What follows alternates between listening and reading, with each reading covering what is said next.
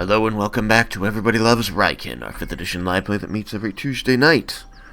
Last time, the party finished its turtle race between Laromendis and the leader of Daikosothis, the leader of all of Shirkawa, the Daikon Gabriel, and it was actually a pretty surprising upset by Laromendis, thanks to his very enthusiastic cheering section. After that, the party returned with the Daikon to the palace to rest, bathe, discuss, and do anything quiet they wanted to before heading to bed. Most people use this time to meditate or just go straight to bed. I know that Laromendis used this time to learn spells, and Vendar used this time to go shopping. In the morning, the party proceeded to the Mages Guild, where Laromendis could get access to the last couple spells on his list of things he needs to enact their plans, and to commission the spell, foci, and other material that he needs moving forward. I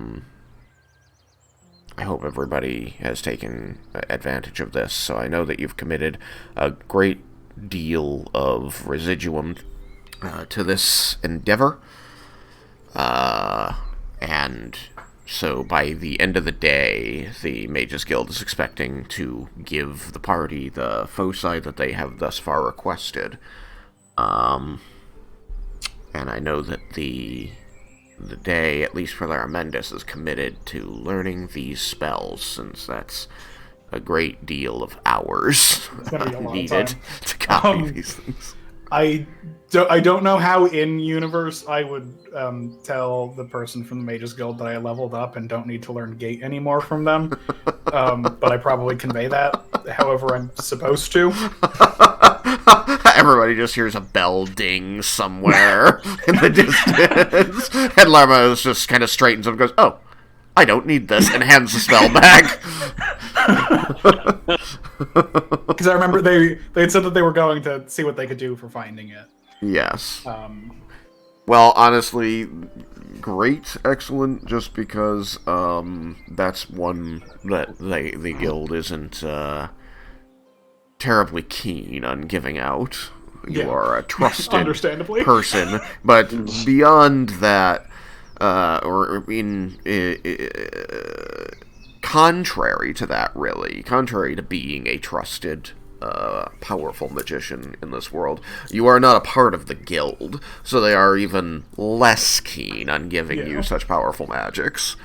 So all the better that they don't have to, though I believe will run that they are aware that you know it. Yes. No, I think that basically, like, I had asked them for it, and then leveled up and was like, wait, no. I think during this conversation, I just figured out the last bit. Yeah. I'm good. So they know that I know it. It's true that the idea with gaining spells upon level up is that you were working them out for yourself all that time, and finally figure them out upon leveling. So that is reasonable as an explanation, but they will also know to be careful with you, given that you are proving to be an even more threatening person. What do you mean? They only know that I know Gate, and they have sold me the focus for it. Yeah. And they've also sold me the focus for shape change. Yeah. This can't possibly blow back poorly on them or any of their political interests, I'm certain.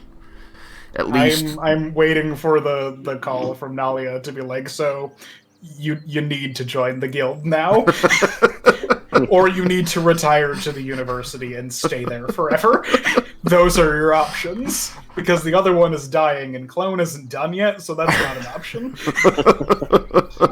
Or some kind of soul branding to where they can know where you are at all times. That's terrifying. I would definitely not be on board with that one. That would be like... That's scary. But... they would just kill It's you understandable, instead. but it's scary. I wouldn't want to think of the, I feel like the Mages Guild has done a lot of things to avoid being a fascist powerhouse. Or at least to allow themselves to be perceived as that. Yeah. And doing things like that are going to make it difficult to contain the PR disaster. Yeah. So they would just kill me. Yeah. Much easier for everyone. Yeah. But yeah, you know that Nalia has been fielding a lot of this for you, allowing you to stay your own free agent in the face of all the stuff you do. I think Laromendis is basically just holding out hope that he will be able to do the stuff with the dragons before getting tied to the guild, because he knows that it's inevitable at this point. Gotcha. So yeah, I think the only other thing to state is that you are well into day 2 of the 7 that you had eked out of Tatsuya, which you are supposed to be using to get the white scale for him, lest that be forgotten. I also did studying. Yes, you did. You studied several books and became a better leader and more persuasive speaker. So, all of that. Everybody is doing the self-improvement, perhaps, except for Vendar, while he is moving himself up in ways they're slightly different. I think he finds that self-improvement. I think he probably does. Yeah. More poison's always good. And I think that Vendar is also now aware. I think Vendar is aware that one of the foci that Laromendis had purchased was the one for shape change, and is aware of the fact that in the very near future, Laromendis will be able to turn into a purple worm for him. Vendar is very excited about that. Laromendis is less excited about that. That's so weird. It's real weird. Look, if it wouldn't risk losing my wish spell, just wish for purple worm poison. It's better for everyone. You know what's be great is when Vendor walks in the room at night and he has a book that says how to milk your purple worm. Yeah. No, that's unfortunately exactly where this is going. Nobody saw, least of all me, at the beginning of this campaign, that it would end with the party milking each other for poison. I mean, knowing this group, It is wonderful. we should have seen it coming. I should have seen it coming! No, this is bullshit! I'm also gonna say, like, any poison that comes from a creature, fair game. Doesn't have to be purple worm poison. How to milk your The world is Laromendis. Vendar's oyster. Now, And actually, if it takes less than an hour to milk the purple worm for enough poison, that means that I could change from the purple worm into something else to then be milked. This is terrible. Stop encouraging this, or I'm going to start asking the question, what fluids are you losing to give him this poison when you're in that form? When you go back to being Laromendis, what's missing?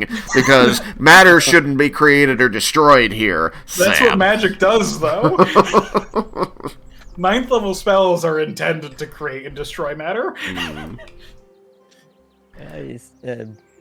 Just don't give me reason to start asking the question. I won't start asking the question. It turns back to Laromendis and his nipples is numb. Yeah, probably. Which is weird, because they were milking his, like, teeth or something. Alright, so on that disturbing note, I unleash you upon my poor unsuspecting world again. Again, you have today plus 5 days to get everything you need to fuck over Tatsuya after promising to work with him. Oh, right, no, there is one other thing. Fucking Cyrus falls out of the tree and gets swallowed up by the ground, I guess. Walking down the stairs, and just he looks out and is like, "Hey, what's that?" And just like, boom, right out of a window. Just some random bird like flies in the window. You're and just and everybody just kind of asks the question: didn't he have wings? Couldn't he fly? Where'd he go? But also, like, the sound of his scream was like really cartoonishly drawn out. Like It was a Wilhelm scream. You just hear a Wilhelm scream, and everybody kind of looks up and goes, "Ugh." So Laromendis is going to need 22 hours worth of intense focus. Wait, now that you're not learning Gate, you need more time? Well, so for all the spells that he needs gas, which is 10 hours. Yep. He wanted Nistel's Magic Aura, Invisibility, and Rope Trick. Okay. So technically, so he'll do gas first. Yeah. Which is the 10 hours for that. Well, wasn't Nistles and Rope Trick learned the previous night with the 4 No, Gentle Repose was. Gentle Repose was. Because I figured there was time spent. There was time spent finding the things. Then the 4 hours of study. Yep. But also, I didn't want to. I wanted to try the residuum for the ink. Yeah. But I wanted to see what I could get out of Fen with it, like before trying to continue that way. Yeah, I didn't think I had enough time to do 8 hours worth of spells. Gotcha. So technically, he will technically be good to go in 10 hours. Plus a little bit. All right. You know, Well, the conversation with Fen and all that. let's say at this point it's late morning, like 9 or 10 in the morning. So, you're going to commit yourself to studying spells here in the Mages Guild party. It is day, you're in a city. Are there things you want to do that we can roleplay out while he's doing that? And if there aren't anything that you want to investigate, look into, anything I can help you with, we can skip ahead. It's entirely up to you. If nobody has anything urgent, Laromendis will suggest. Oh, you don't have Cyrus anymore. Fuck. He was Dude just fell out of a be tree. sending you away. Because there's still the scale. I don't have anything. So So Laromendis wanted to send you to Tuka. Well, what about Cyrus did you need for that? Teleporting back. Oh, teleporting back. Well, you can it's the Mages Guild. You can always just pay for the teleportation, or are you poor suddenly? That's true. I suppose I can pay for the Poor. teleportation. So Laromendis, after I guess when Laromendis is talking about his plans for the far too involved future, we'll say one thing that we still need to do is figure out about the other scale. I can send to Kazunari and tell her that we're going to be a bit more delayed. I think I had told her that I would check in every day to either confirm or deny that we were going that day, so that she was kept up to date on our needs, so that she wasn't like waiting for an answer kind of thing. Yeah. So if there is no pressing business in the city for everyone, then I can make a demiplane. You can plane shift to Tuka and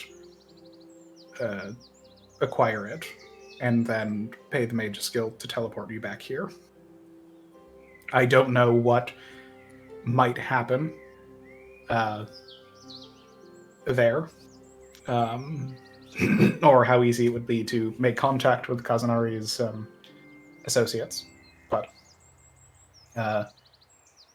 we'll need to do that at some point. I don't know how everyone feels.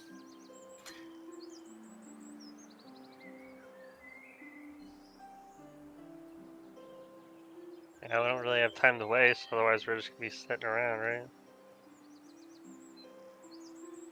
I need to pick up my battle axe from the shop, but otherwise I'm free to go.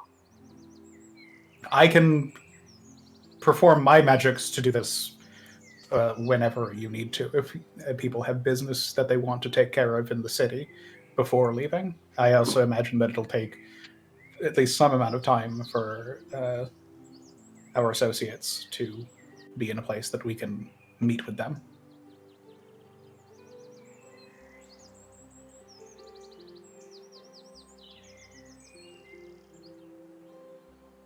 Do you know when your axe will be ready, just so I can give Kazunari a proper heads up? Voice in the sky. I can't remember what they said. It should be ready, according to what I told you. Okay. I just need to go pick it up. So, pretty much, as soon as we're done here, I can as soon as we figure things out, I can go pick it up, and I'll be ready.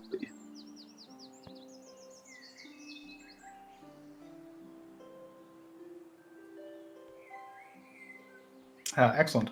I need to make a trip to Fen to acquire some of the ink that I need. And the spell that I wish to look at first is in the library, so I imagine that's where I'll be doing my work.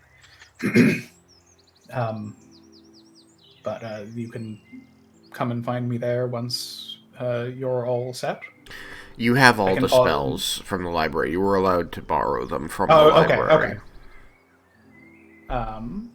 He expected that you were going to take them with you out of his chambers, out of the library, and use them wherever you needed them. Okay. He might have imagined that would remain within the palace, but he's not like he's forbidden you from removing them. He expects you to bring them back as quickly as you can. Yeah. So I still need to get the ink from him, I think, then. Oh, you're not going to residuum all these? No. Given Laromendis' fears for the future, he is going to bite the bullet and not just burn the residuum in front of Fen. Well, you would have been doing it in front of Lazar, so maybe that's okay. That's true. Laromendis intends to share with Fen the information that some of the things that he's learned about residuum, basically as a trade for the spells that he's being granted from Fen, because two of them were Fen's personal access from him. Yeah, they were in the palace library, so they're as close to belonging to Fen as anything can be. Mm-hmm. But then Laromendis would be doing his copying probably in his room. Just for the privacy, so that would be where everyone could find him. Okay. The guild, the ones that come from the guild, they might not just as a point of roleplay. So the only one from the guild that he was asking for was Gate. Yeah. Oh, okay. That was the only one. Then fine, he decided not to ask for modify memory. Okay. Since it's not as integral to the plan. It's not? No, gas should just be enough. Okay. And also, he has time to learn it. He's not on as much of a time crunch for modified memory, because that needs to happen after the guy gets brought back. Yeah. And we're gentle reposing him anyway, so we have time. Gentle repose, go a week. Gentle repose again. Yeah. Okay. But yeah, so the spell, there were the 3 in the library, which was gas, gender opposed, which you learned, and rope trick. So gas and rope trick, and then 2 from Fen, which were invisibility and Mistel's magic aura. Okay. Then that's fine. Yeah, I was gonna say the only ones who might actually prevent you from leaving with their materials would be the guild. Yeah, which would have been extremely understandable. All right. Color me surprised that you won't spend any more time in Fen's company. Laromendis doesn't want to. Far be it for me to stop you. Alright, so you're going to head back to the palace to spend some quality time with Fen. Everybody understands that Laromendis is really excited to see his old friend and chat with him about all things magic. I think you guys saw that Laromendis wasn't like displeased to meet with this guy. Like at the beginning, and then after that conversation, everything, now Laromendis is not happy. I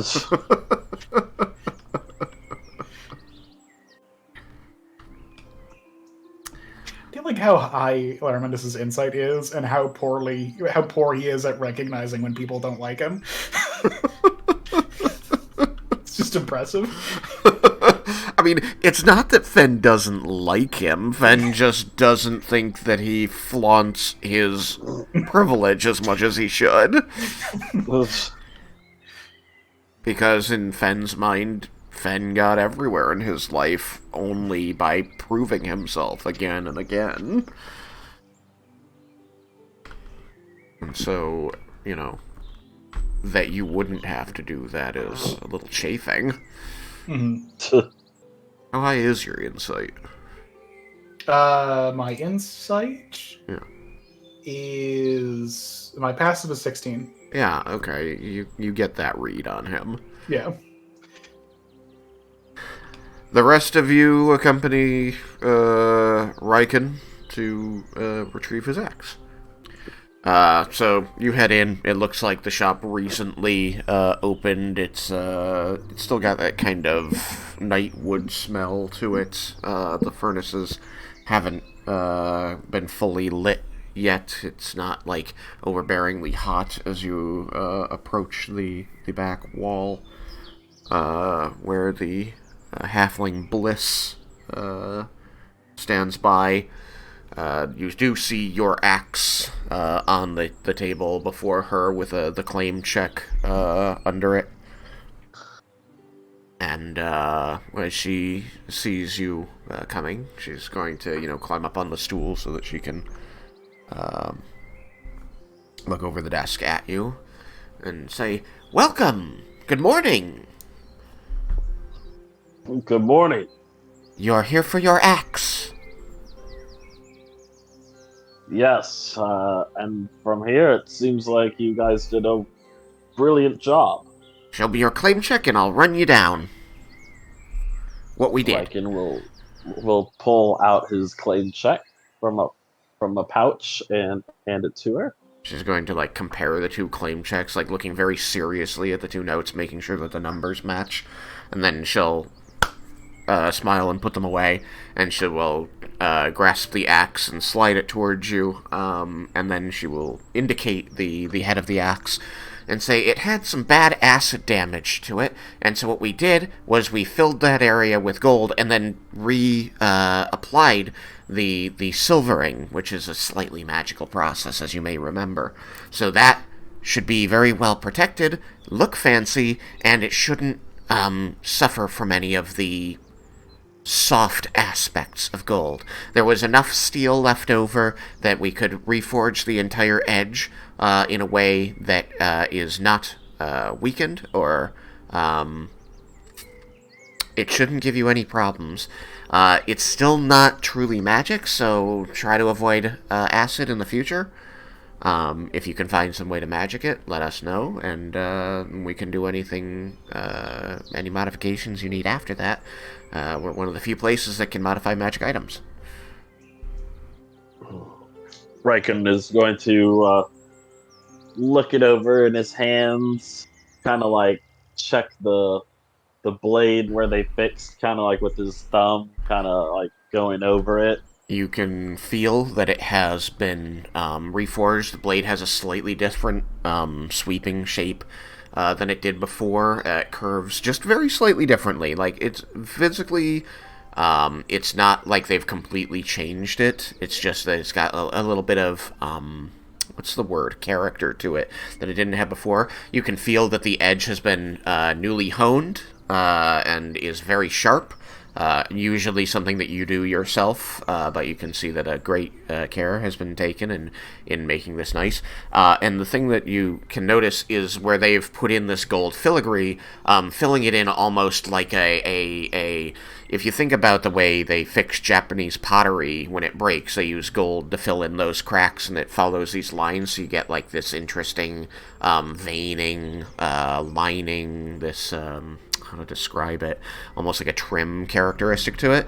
This is kind of similar, but the veining to it is it's like a smooth curving vein, like a lightning bolt mixed with water crackling down the blade. This pleases Raiken. He's going to smile wide and chuckle. This is perfect. Thank you. We take great pride in our work. You had paid yesterday, right? I believe. I believe so. I think that's right. I think she quoted you the price and you gave it to her. Yeah. You will notice that they have duplicated this gold filigree on both sides. The blade looks just as good, no matter which way you look at it. And you didn't ask for anything else, but you had introduced yourself. Yes.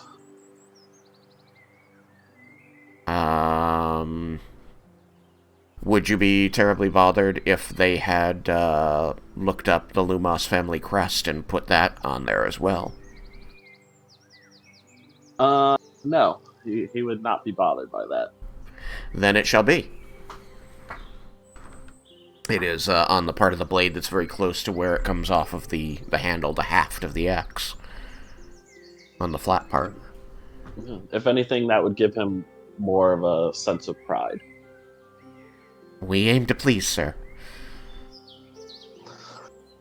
Well, you certainly did. I will gladly recommend you to anyone seeking out equipment and help fixing their equipment. We certainly love to hear that, sir. And I will pass your compliments on to Ardith, as she did most of the work. Thank you. I think at this point, Raiken will kind of bow slightly and take his leave. Have a good day. Don't get hurt out there. I'll try not to, but it's almost part of the job description. She kind of laughs a little bit nervously. Does anybody else wish to interact with the weapons armor shop here at all? I know that Jebel had a chance, but perhaps other people wanted to ask questions. Come on, Yukikaze. Huh? What do you want? He wants you to go in and talk to the people who engraved your weapons for you. I was interested because he said that. I was in game. I was responding to Raiken. How? What do you want? You don't want to come in and take a look? No, I'm busy. As Yukikaze still has a book in hand, a small book in hand with notes that he's scribbling and reading over. Somehow he didn't run into anything on the way there. Nope, I'm very good at walking and reading. Well, I am done. So, if you want to head back to Laromendis, then we can do so. I should construct the sending that I would have sent when they went away.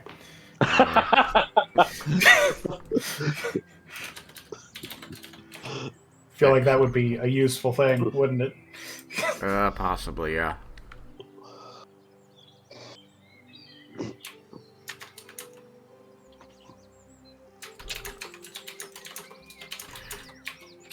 Alright. You return to the palace. Laromendis has begun his study of these spells. And with nothing further needed in Dicoselthus, this portion of the party wishes to be transported back to Tuka.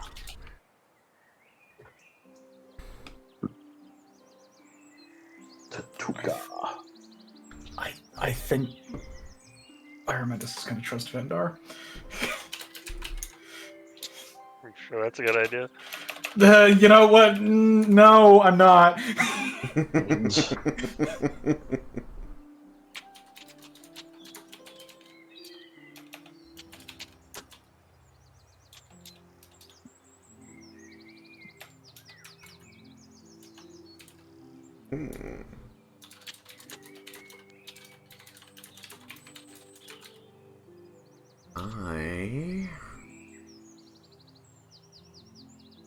I did any Tuka stuff in this program. Really? We were still in the other one? Yeah, we Yeah. were. Oh man, Yeah, I've got It's the been a Magnificent while. Mansion, Reef, Marble City. So I think we were able to be in Tuga today to acquire Scale. I will not be present. Sendings after should be directed to Vendar. Seems reasonable to me, I think. I did forget that I had that attempt at making the city of Onyx that never got very far.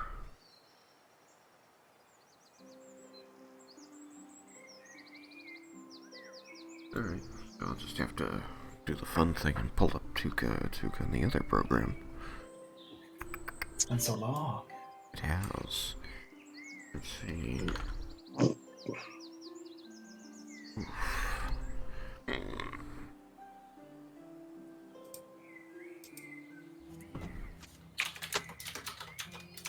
I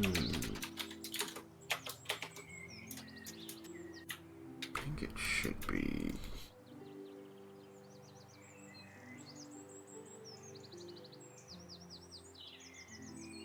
Nope. Where is it? Where is it? Apt. Probably never reinstalled. I'm gonna need a moment to find this. Yeah, for the benefit of the stream, Laromendis sends to Kazunari as a third level sending. We are able to be in Tuka today to acquire Scale. I will not be present. Sendings after should be directed to Vendar.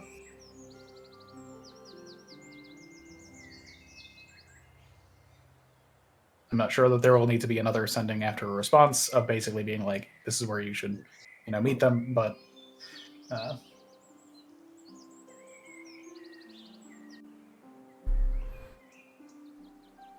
I think that you would get I'll type it out, but I honestly think that, Kazunari would just keep it short and sweet and acknowledge, saying, very well, we will meet them, at the Mages Guild, since we assume you will transport them there. I suppose that's the better way to do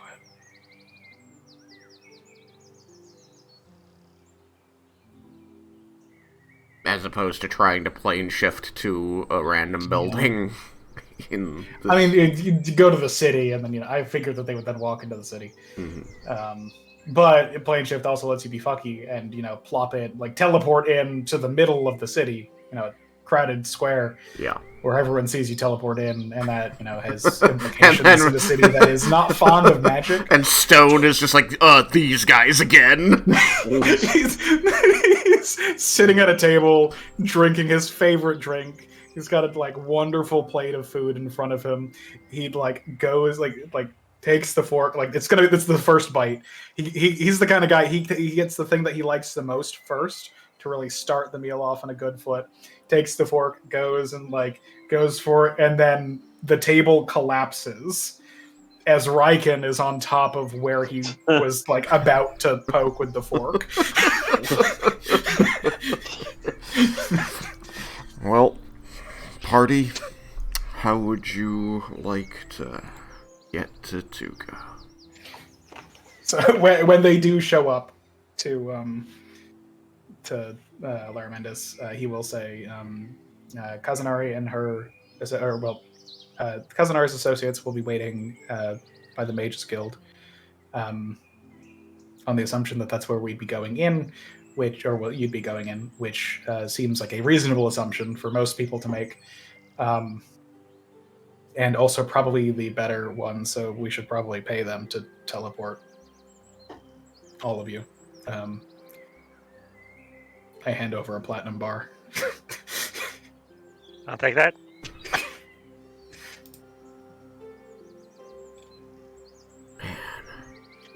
I imagine that actually Laromendis would probably know what would be the fee for teleporting 5 people.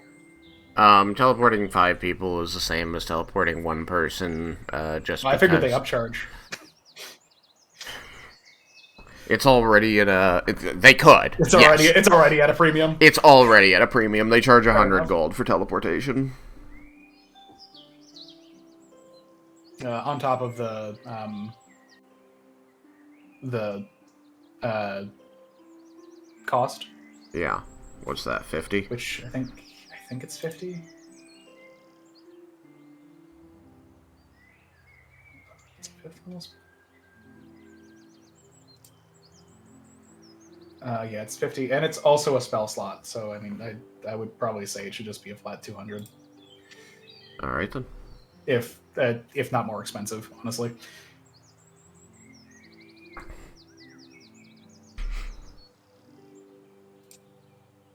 I just feel like utilizing certain services of the Mages Guild is already a privilege of the wealthy. That's fair. And 200 gold pieces is well out of the reach of most of the people. wealthy. Oh, it's not out of the reach of most of the wealthy, but that is pretty. That's a lot. That's fair. Say at 150. Yeah.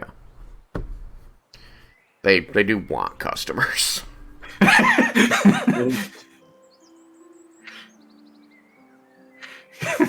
I'm thinking about like an apprentice mage who's there, like really excited for like being able to sell their services as a wizard, but like everyone just assuming that they can't afford it, and so not even asking, and just being sad. Let's see if your tokens are still on this map. Not seeing them.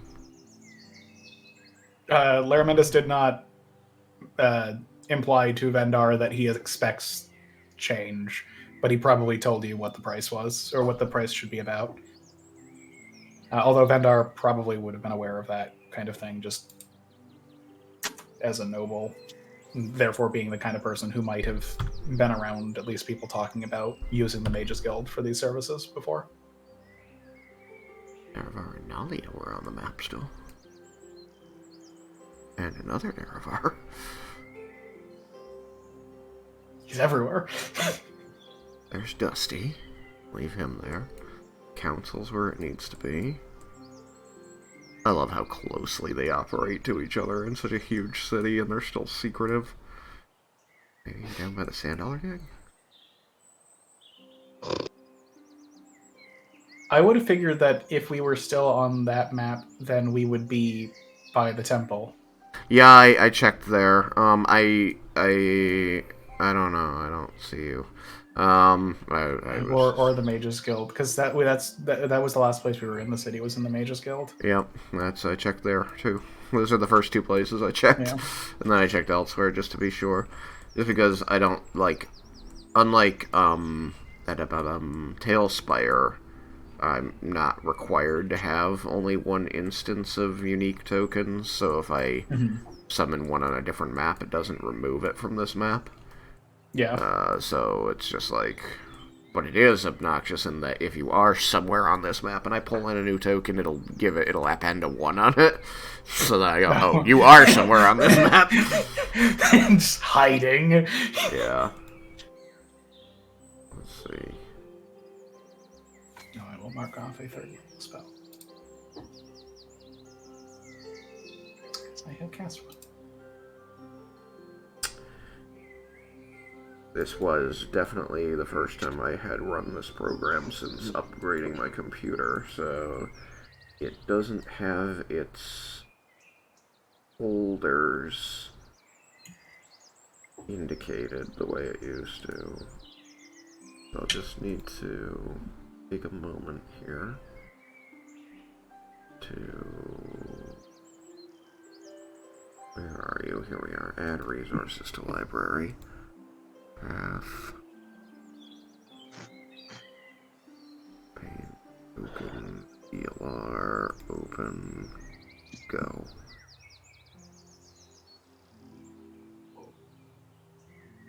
Okay, here we go. This should do it. Yay! Maybe I get to pull you all out here again. I should have made a separate one for the players. That would have been a smart thing to do. Alright, not Laromendis. Leah. What? Yes, do not show this dialogue. Gotta redo everything. There's a Raiken.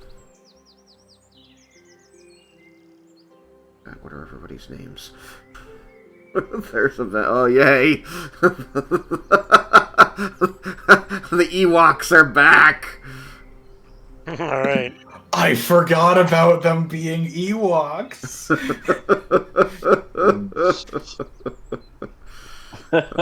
Right, and that was why I went with the guy from Atlantis so immediately, because I didn't want to be an Ewok. Alright, where's Jebel? How does the alphabet work? Where's J? H-I... Jebel, there he is. Okay, there we go. Now everybody gets to switch over to the stream, I guess. Where is... Tailspire map tool. Alright, so we'll hide Tailspire, and there's map tool. Okay. The Mages Guild in Tuka. Goodness. Okay.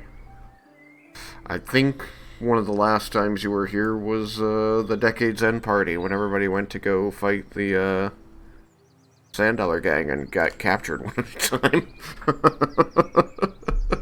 It's okay, it all worked out. Mm-hmm. Okay. So. You are going to use teleportation circle both ways? Is that what I'm understanding? So that you're going to save those other spell slots? Or are you still going to have them demi-plane? Yes, and then that was my intent was Mage Guild teleportation circle both ways. Okay. Which is what the platinum bar was for. Okay.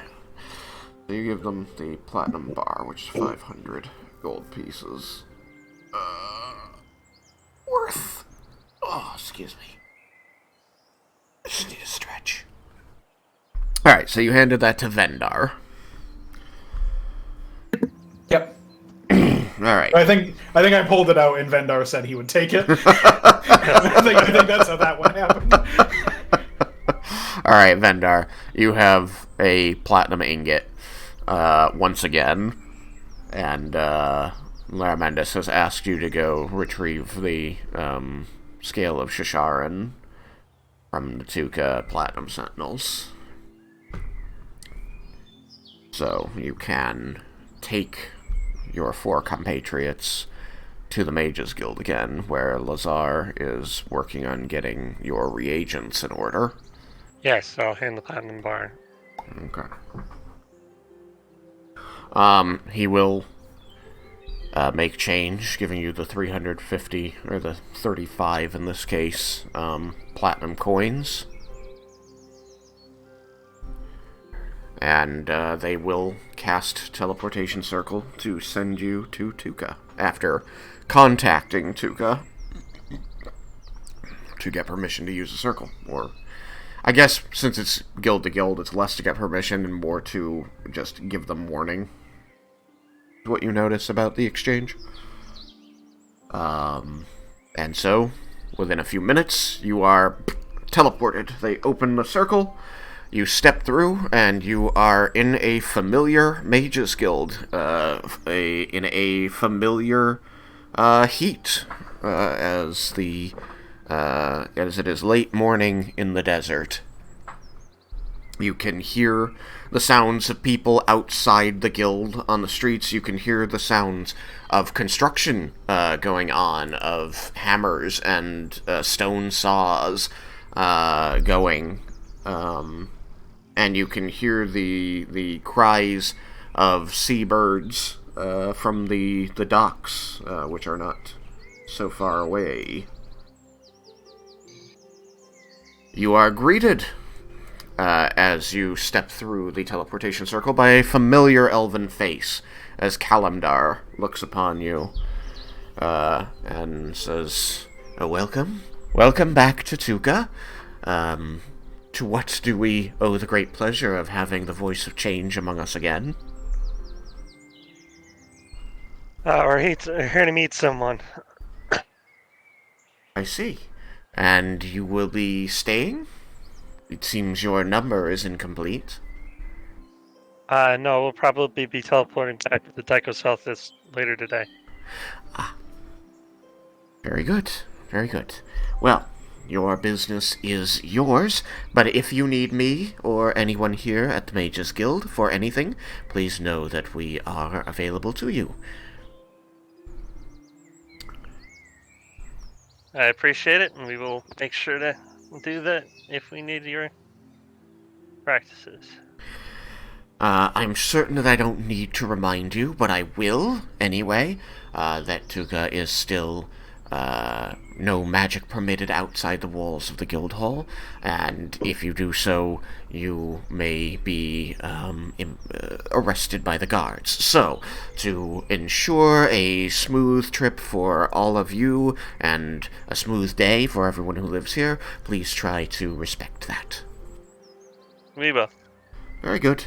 Alright, then, he will open the door and escort you down to the first floor, and out to the street, and say, "Well, good to see most of you again, and have a safe and productive time here in Tuka." Thank you. So he'll kick you out of the guild.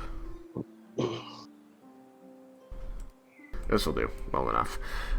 As you, step out into the brilliant sunlight of the late morning, you see around you that there are the sandstone buildings, the wooden buildings.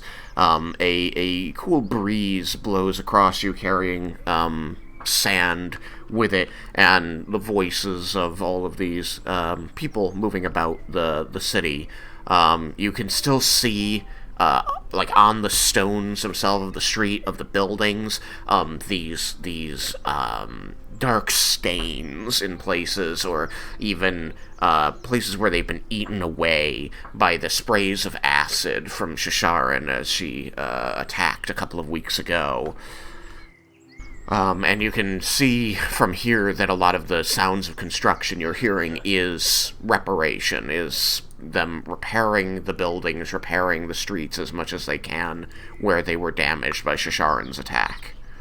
And as you're kind of gathering yourselves and taking all of this in, you're going to hear the thumping steps of a Goliath guard heading directly towards you. And you look up to see a fully armored Tuka guard coming at you, spear in hand, and a broad smile on his face. And he stops a few feet away from the nearest of you and says, "Ah, my friends! It is good to see you again! You remember me, right?" Of course we remember you, Crunch. Ah, excellent! I'm glad to hear it. I'm so glad that you're back in Tuka. I really am glad to see you guys. I was really worried. Oh, sorry, were you? We're glad to see you too. The boss is off dealing with the ocean folk and heading north, so he won't be heading back here. And we were sent to take care of business, he says with like a big broad wink at you. So if you'll come along with me, I can get you squared away. Of course. Let's go. Good. Alright, follow me. He just constantly sounds like he's on the verge of tears. And he's gonna take you for a walk.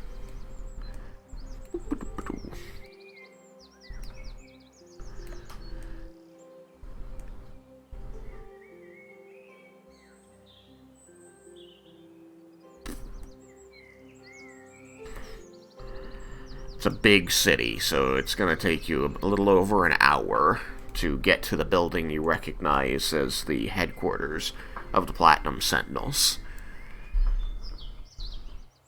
He's going to escort you inside. You are, again, once within, you're going to see it's this kind of dimly lit, multi-story mansion with an open foyer with a balcony that runs around the perimeter on the second floor. And you can see a number of armored and unarmored dragonborn within, one or two other Goliaths, but it's largely dragonborn. And they all are, the ones that are armored are all wearing like very highly polished silver armor. And he will lead you in here. He will make an announcement to the others, and the place will kind of seem to go on a bit of a lockdown. Like you'll notice as the Dragonborn move out of sight into the rooms around the edge of the building, perhaps to go watch the windows or whatever. But once you're inside, he'll lower his voice a little and say, "We were told to guard the scale until you came to retrieve it, so I assume that's what you are here for." Yep. It's almost time to use them. That's terrifying and exciting all at once. We haven't been given orders to be there for this, but I think that they want to maintain the secrecy of the Platinum Sentinels as much as possible. In case they still need us after all is said and done. Makes sense. That's what you guys have always done, right? It has always been our job to keep these scales safe and hidden. To that end, is that your plan? Once you have done whatever it is you will do. Yeah, they'll need to be hidden again. We've discussed some about how we want to hide them, but that hasn't been decided yet. And also permanent ways to keep them out of people's reach. Very good. Then I will keep hope alive that you wish to continue utilizing Platinum Sentinels and that our purpose is not, at this time, lost. In that case, and he's going to go to a panel in the wall, moving aside a picture and pulling this lever. You can hear the cranking, the ratcheting of a gear behind it. And a floor panel is going to slide aside, and you're going to hear ka-clink, ka-clink, ka-clink as this box kind of rises up out of the floor. And he's going to take out a key and unlock and open the box, revealing, and all of you are immediately, as soon as the box lid is opened, hit with this wave of pressure, this weight and depression, and you're going to see all of the magic around any non-artifact magical effects you have going on are going to start pulsing, flickering. The lead box works. Huh? I said I'm glad the lead box works. It's always a solid thing to try with magic. Yes.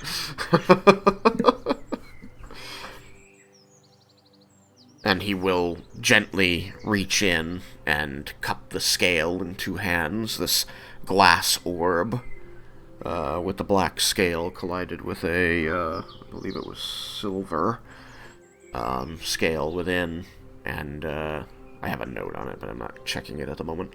And he's going to, turn kind of reverently and reach down with his hands toward, whoever is closest, which here is Jebel, but whoever would be wanting to receive the scale can declare so.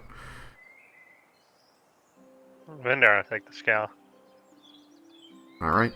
Then he'll reach down as he stands, significantly taller than you, with his two hands, and hold out the Scale of Shasharin to you. Thank you for keeping this safe.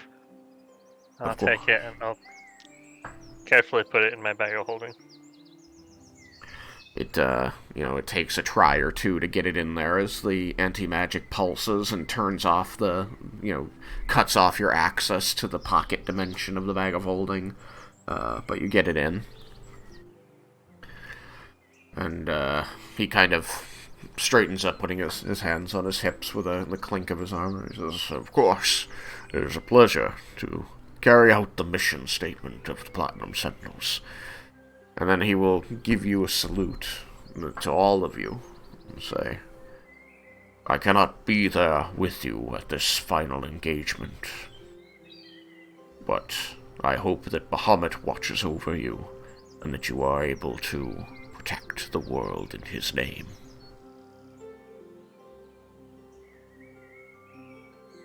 Certainly do our best. He's,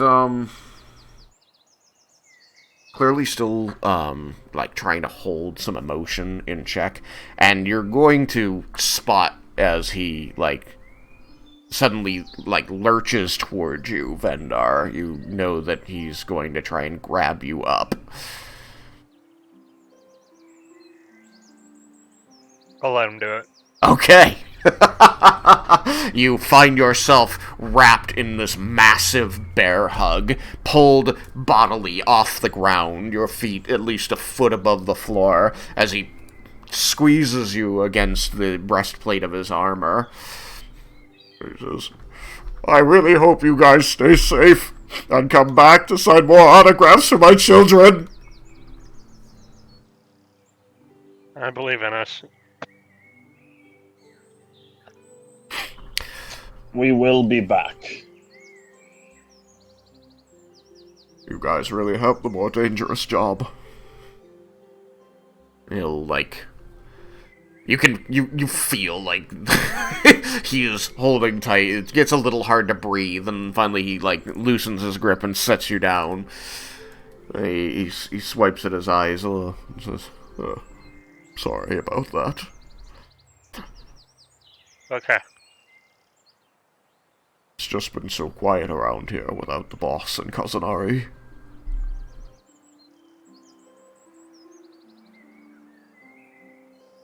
If there's anything else that you think that we can provide for you, or you need only ask, we've got connections with the Temple of Ione, Arathis, and the Mages Guild.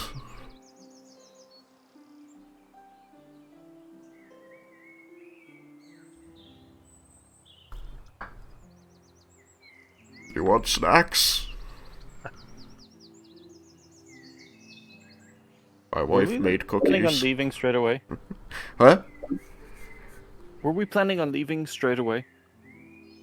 I mean, if there's anything else you want to do here, we probably can. But we shouldn't tarry too long. You know that Laromendis is committed for the next significant amount of time, so... And you know that you're in the same time zone as him, so it's not like you're going to be transferring weirdly and losing or gaining hours. I'll take some cookies. Ah, good. Hold on. Let me get a chance. Let me go get them. And he's gonna run off into another room for a moment, and then he'll stomp his way back with a metal tray covered in little cookies with sugar frosting on them. Hold them out to the party. I will take a few. Bear will try some. Raiken will grab a handful. You see that they're in the shape of Goliath city guards, and like they have the colors of Tuka decorated onto them.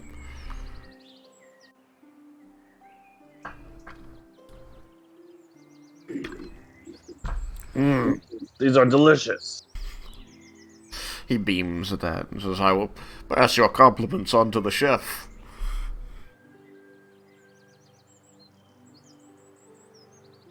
It really is exciting to see you guys again. So yeah, you can spend time here, you can go about the city to find something that you're looking for there, or you can head back.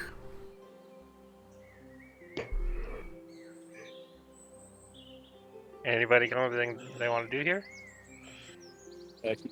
Simplify all. Like how much time we plan on staying here? Well, you've been here for like a bit over an hour and a half so far. You know that your transfer with the spell is basically instant.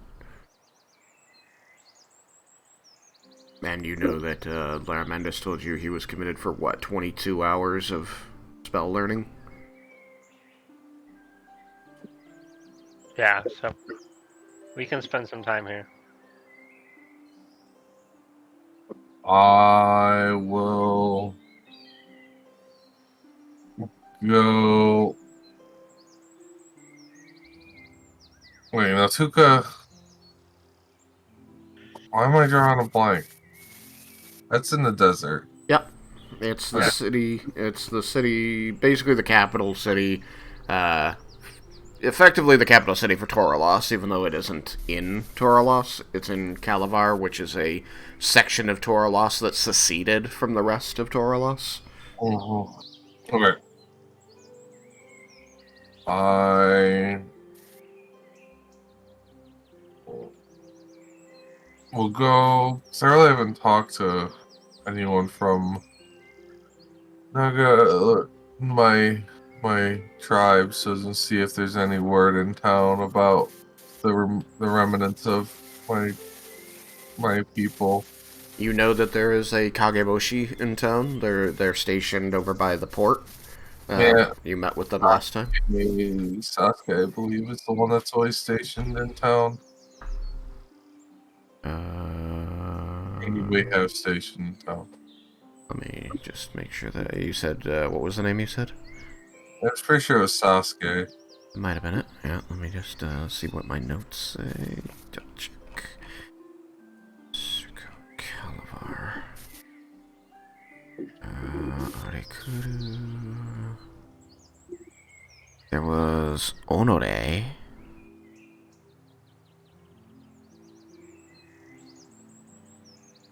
The one Kageboshi I have listed is Onore, but I can add a Sasuke here for you. No, well, it might have been that. I mean, you do also know that they change out every now and then. Yeah, because no one wants to be stuck in one place forever. Yeah, so Sasuke's here now. Okay.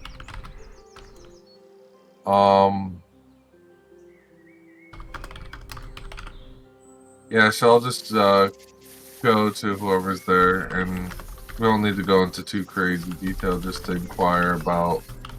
Jeremy, you're up and ready. Okay. I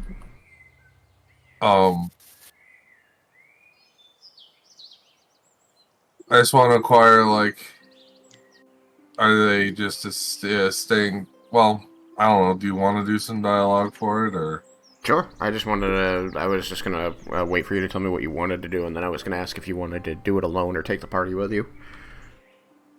What I'll do is, well, for the part we're all here right now. So, like, guys, I was gonna go find inquire about some of the or what's going on with my tribe after everything, where they got attacked and whatnot. See how they're managing right now. I don't know if anyone wants to go with, or if I'll just meet up with you guys later. And where are we gonna meet up? I can join you. They were responsible for Centaramel's freedom, so I consider them followers. All right. Thanks for coming, Leah. I don't have anything else to do. I'll come with you. Let's join in the fun. All right. So I will go to where. So all right, we'll be heading to where there usually is a person in town. Hopefully they're still. The tribes keep someone here still. So. Well, let's head there now. Yeah. Checking to see if I had labeled a specific spot. I remembered it was near the postmaster. Yeah, and I think it was nothing like too crazy, because I think before it was just I'd leave a message and then they'd get a hold of me. Yeah. Like, it's pretty simple. It's basically they have, like, a minor job within the city, and it allows them to, like, keep an ear to the ground. So I think that they would probably be over here by the harbor master. That would allow them to kind of know the comings and goings into the city. Get the word on that. I'll just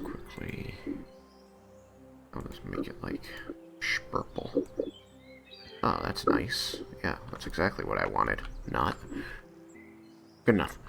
Okay, so you head here to where the Kageboshi is stationed.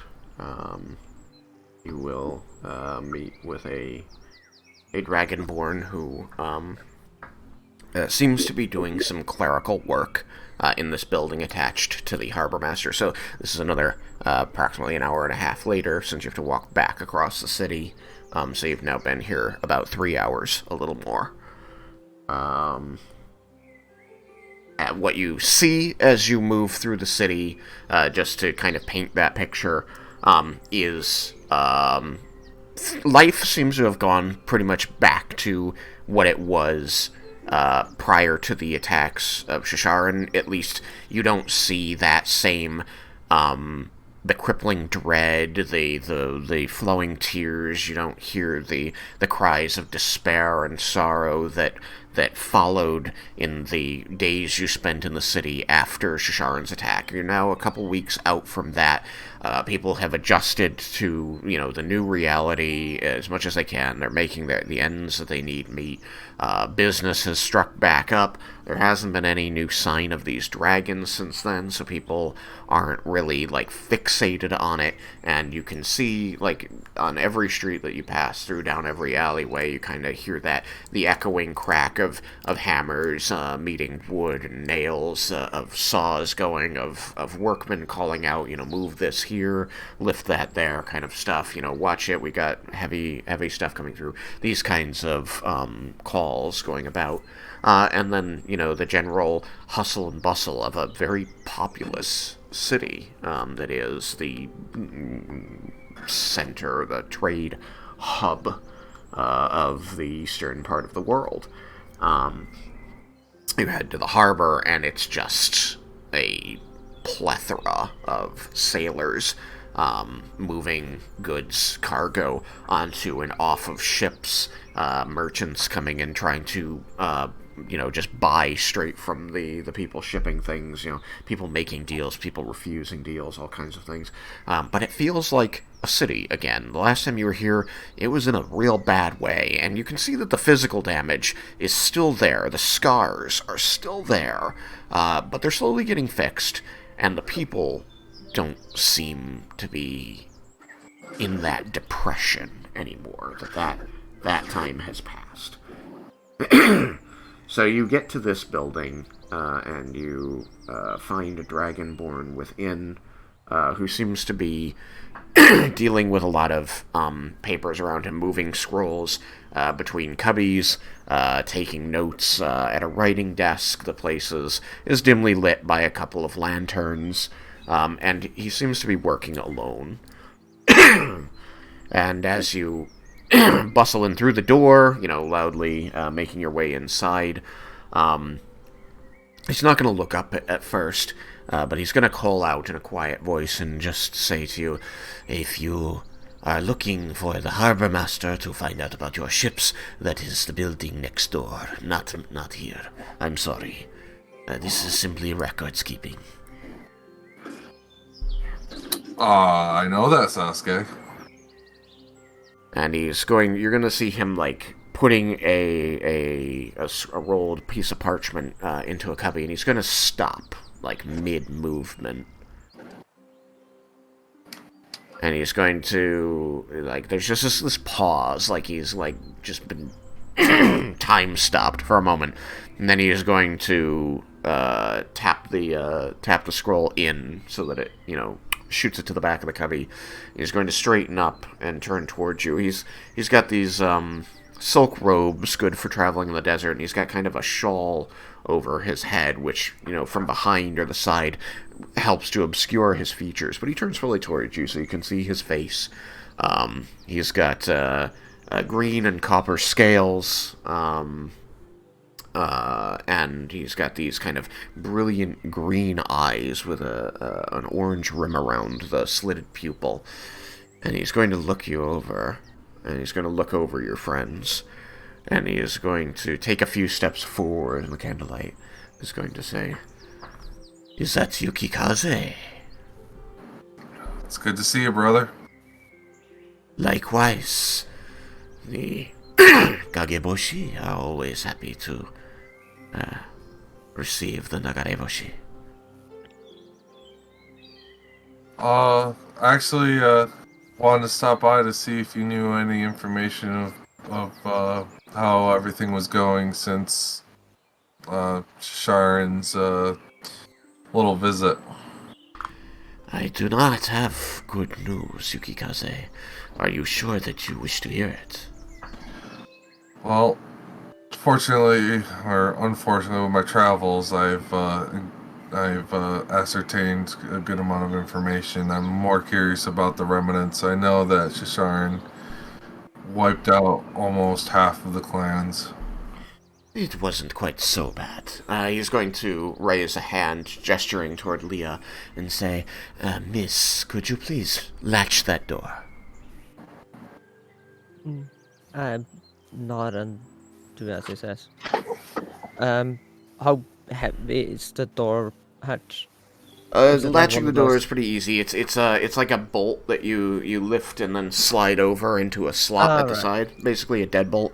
So it's larger than like a deadbolt you see in today's houses by a factor of like 3. But it's nothing she can't handle.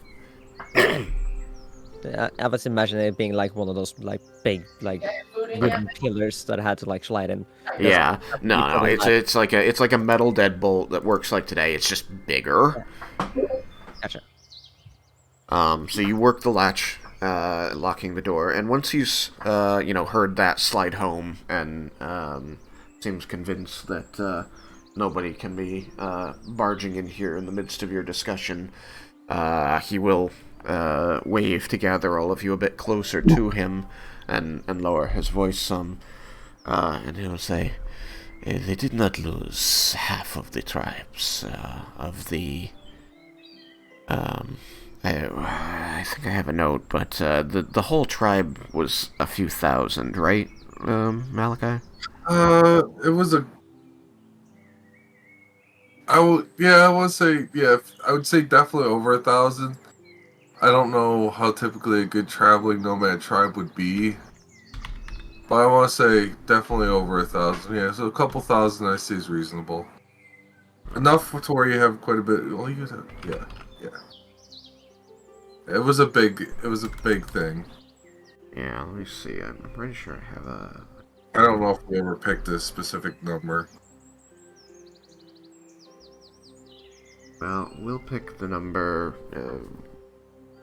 2,500. So that it's small, but, large for a nomadic group, but, far smaller than any, major city, since this is, all of your people. It is your nation. And this number is divided up into the 7 clans. He's going to say, it was not half, so that is better news. But of the approximately 2,500 Dragonborn living in the desert, we did lose about 800 when Shasharin found us. Okay. I was there to witness it, sad to say. Terrifying power that lizard had. The Arekuru did their job. They protected many people. I'm glad they're able to help some. Dragon is not a force that you want to willingly go up against. No. Unfortunately, your father was one of the people lost in this attack. Yeah, I do know this. Thank you for letting me know, though. But the tribes are not completely without leadership, of course. A great deal of faith had been placed by your father in the Kageboshi girl, so she has assumed leadership temporarily until a better arrangement can be made, or until your pilgrimage is complete and you are ready to assume leadership. Well, before the ceremony is held. He will dip his head, agreeing.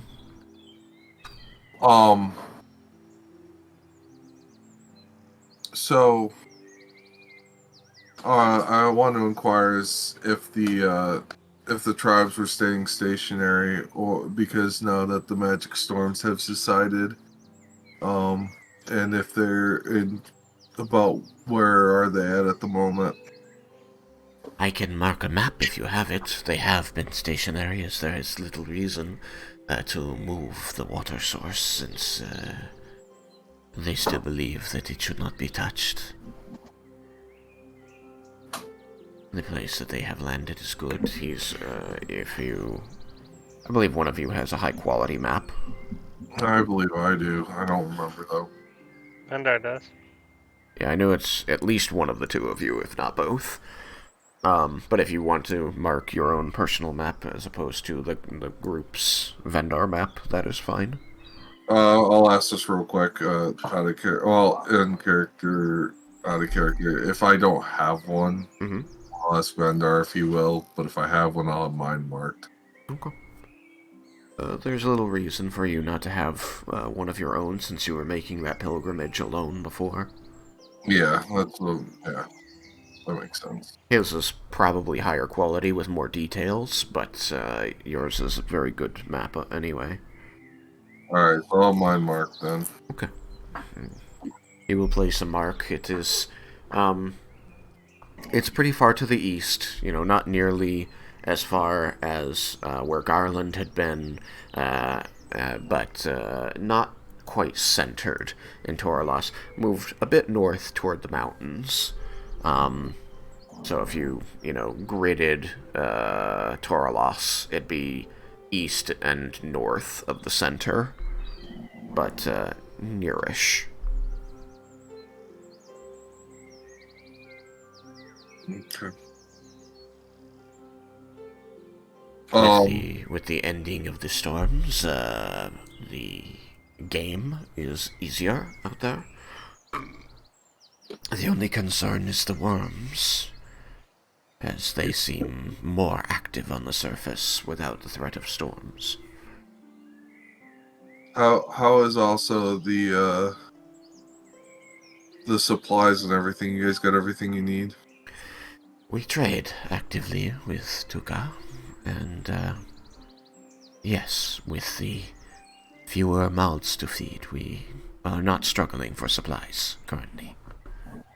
Well, I figured some of the supplies would also been destroyed by Shasharin. Mostly they were not. She was targeting the people. Unfortunately. Okay. Alright. You could say luckily we still had that garrison of troops from Arcosia. They were able to drive Shasharin off. Though they did not do it with spears.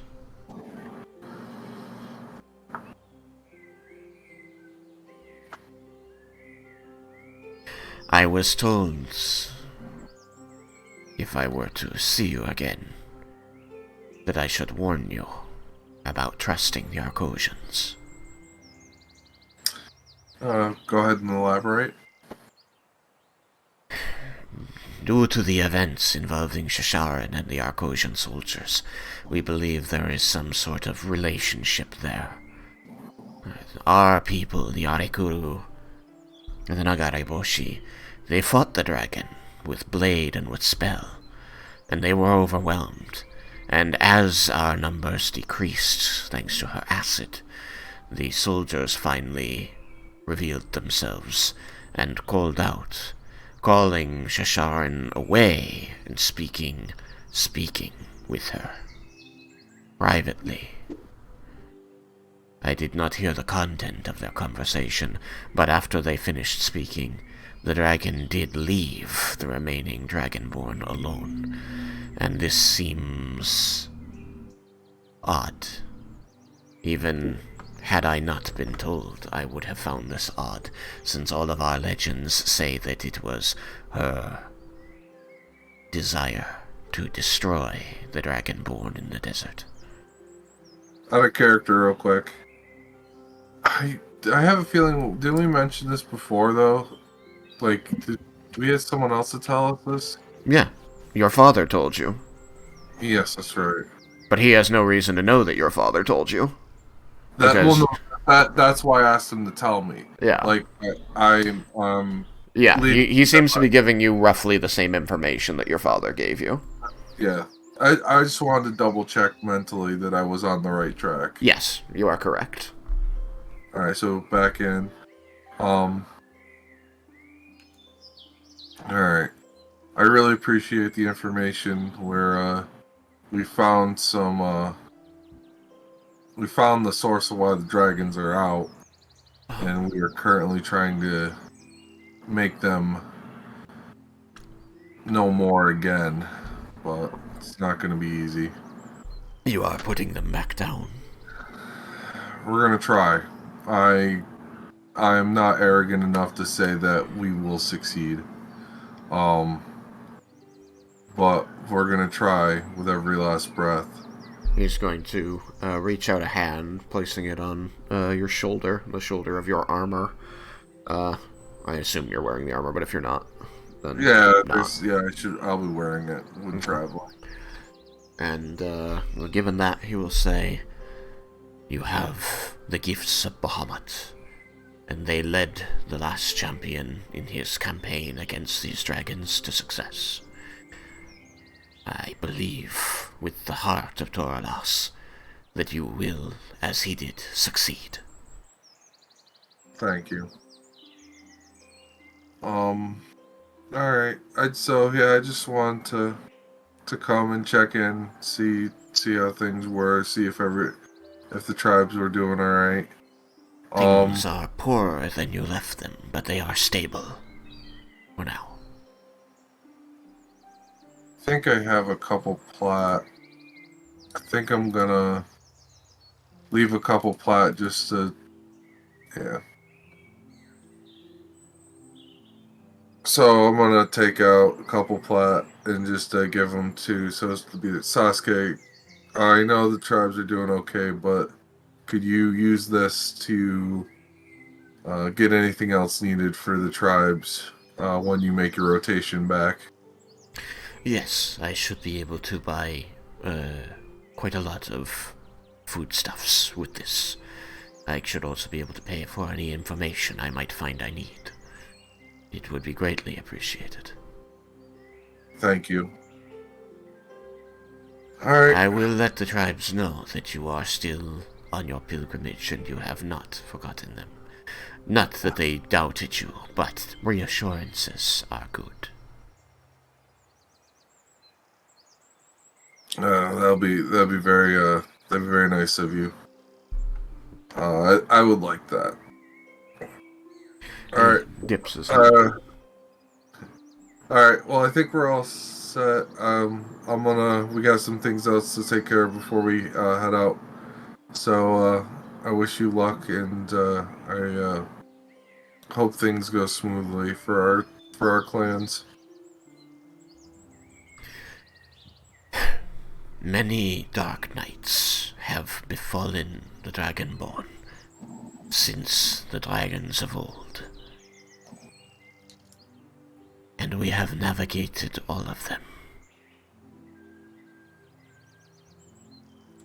Whether by the leadership of the Nanaboshi, or with the information-seeking abilities of the Kageboshi, we always find our way through darkness and through light. Chin up, Yukikaze. We will weather this, as we have weathered many other times. It is one fierce storm, though. It is. But I feel the storm blows strongest in Ebengard, and we should only experience its shockwave, not the blast.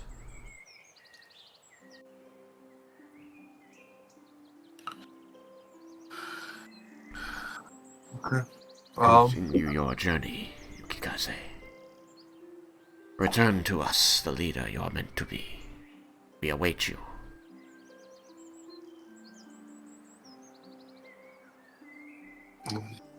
So I'll shake his hand and then I'll say thank you and take care, brother. You as well, brother. And you all, too. Watch out for Yukikaze. Be the companions to him, as those who followed the last champion were.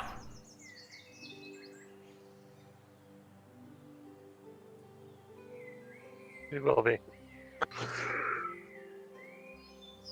He will dip his head once more, and then indicate to Leah that the door may be unlatched, and you can take your leave. I unlatch it.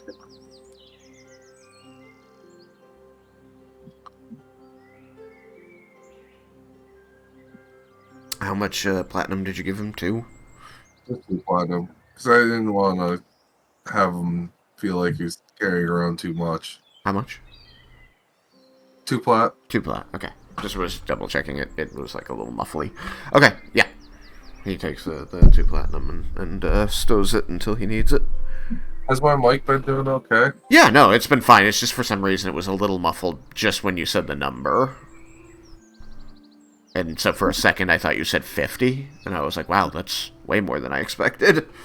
No, it's just a little bit, because I didn't want to have him walking around with too much. Yeah, that's reasonable. Like, even up to 5 would have been totally reasonable. Oh, okay. Yeah, so I'm just going to stick with 2. Okay. Just a little bit to help out. Yeah, every little bit helps.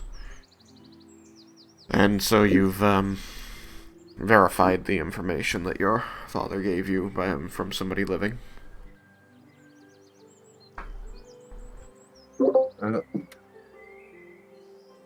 Very good. I also that also kind of makes me feel bad, because now that I think about it, we're making a deal with a dragon, and they apparently have a deal with dragon. You mean the Arcosians? Yeah. Yeah. Yeah. But I don't want to be like those shitheads. True, but you can kind of insight a bit about what their deal with the dragon was. If you want. Like, you've talked to Tatsuya, he explained parts of his plan. Nah, it's alright. Alright, no, I'm good for now. Okay. There's that Temple of Cord. Could always go there. Temple of Cord. Always a great place to stop. Wanna go to the Temple of Cord? Will you promise he won't be stuck there all day sparring? No guarantees. No guarantees. I mean, is it really a problem if he is? Yeah, right. Laromendis is busy for Yeah, the next, like, quite a while. Oh, This- actually, This is the side quest episode. Kind of. Like, again, if there is nothing that you want to accomplish, I can always fast forward. But, Yukikaze, what did you have? I do want to find some local eats because of it's my home area, so local goodies. Yeah, you were taken to the local goodies area by Stone the last time you were here. So if Raiken goes and to do his little fighting thing, I want to go get goodies. I want each of you to roll me a d20 and put the result in chat. All of us? Yeah. Whoever rolls All a one gets five spotted of by you. Stone. The five Hey, people. You kind of moment.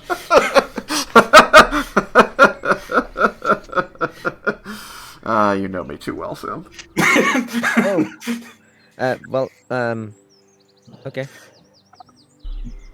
Wow. Did you roll Apparently, the one? Just a blank 20, nothing added to it. Yeah, just a blank 20. I rolled a 20. That's So still did I. 20 I'm getting all night. Wow. I mean, I did too. I got an 11. An 11. Okay. Alright, well. Wait, that means 69. Giggity. It does mean 69. It Nice. does indeed mean 69. Alright. Cool. Alright, so, you take another little walk. You cut down the city streets, and you head to the part of the city that Stone had taken you to when you first came to Tuka, all those many weeks ago at this point. Where basically all of these buildings in orange are eateries. The ones along the street here are like open stalls, kind of like where you could get, if you think of like from anime, like a standing stall where you could get like a fried fish or like a dango kind of thing. They would just sort of hand it to you, and you would walk away with it, like a hot dog stand kind of deal. There we go. And then there are the larger buildings that are like restaurants with kitchens and everything. Very haute couture, very modern, as things go. It's probably like the least medieval feeling thing, that you've got just this kind of area where everyone here is cooking for other people to come in and buy food. Sit down and eat. And there's Dragonborn cuisine right there. Look, I marked one for you. Is that the one you want? That looks delicious. Yeah. I rolled a 20, so everyone has to go where I want to go if they're going with me.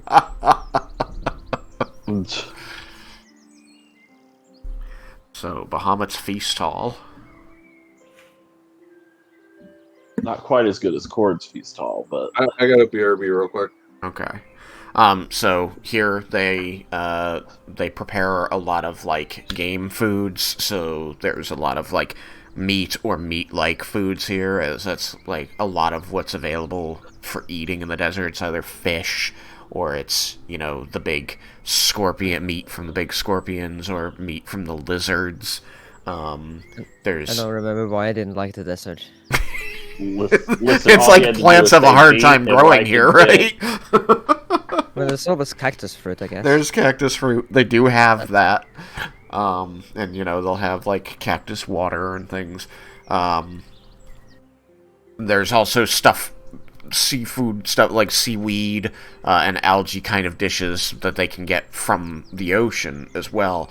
But like especially here, it's mostly things you can find in the sand. The other things are there, but like they really advertise, I should say, like the meaty dishes, and they're all like heavily spiced with the whatever the flowers and the plants that they can find around the desert that are usually kind of very flavorful, are in there as well. So some of these are really spicy, some of them are just very salty.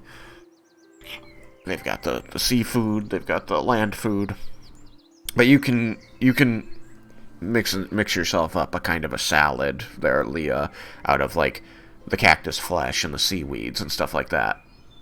The Dragonborn preparing it aren't super excited about it, but it's good. Like they do a good job. Like they're not just giving you trash, and they're not criticizing your choices. They do encourage people to do the meat dishes because that's what they're most proud of. But anyone who doesn't want it, they're not going to force you to do anything. They'll give you what you ask for. Yeah, that's good. And so you can spend an hour enjoying that. So 3, half an hour there. So much meat. 4, 5. So you're creeping up on 6 hours here in the city.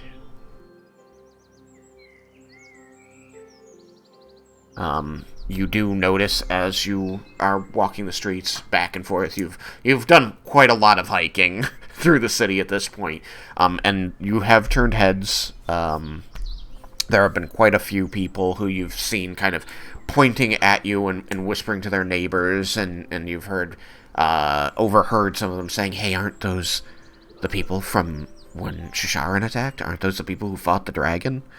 Nobody approaches you, but you see that you're getting noticed.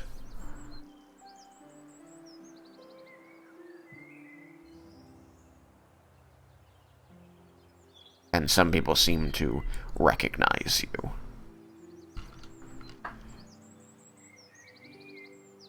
Especially your tall Dragonborn friends, who really just stand out from their height. Well, one. What? You're only 7 inches taller than Raiken. Raiken is still towers over everybody else as well. Yeah. He says only 7 inches.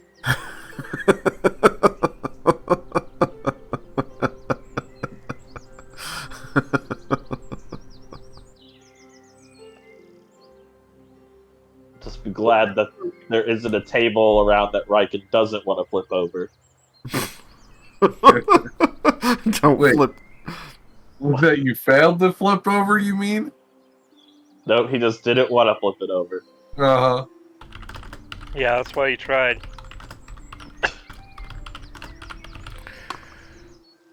He was under the influence.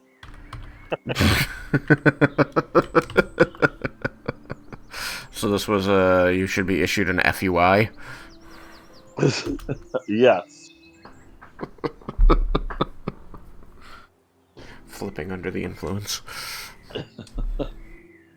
Well. Well, Laromendis will say that those potatoes will mess you up. So you sit down and enjoy a nice meal. Honestly, it's a good time. The setting is nice. It's a large area providing food, and not the entire city eats here all at once. So it's busy, but not like overbearingly crowded. It's noisy, but it's not deafening. You're able to kind of just sit down, chat, eat the food, enjoy the unusual flavors for most of you. Not Yuki, obviously, but of the desert. You've eaten here once, maybe not here specifically, but in the city, basically once before. So it's it's out of the It's out of the ordinary for you. And it's enjoyable. You know, the people working here, preparing the food, bringing it to the table, they're very friendly. They are... it's a good number of Dragonborn serving most of the tables, but, you know, they are supported as well by Tieflings and Goliaths.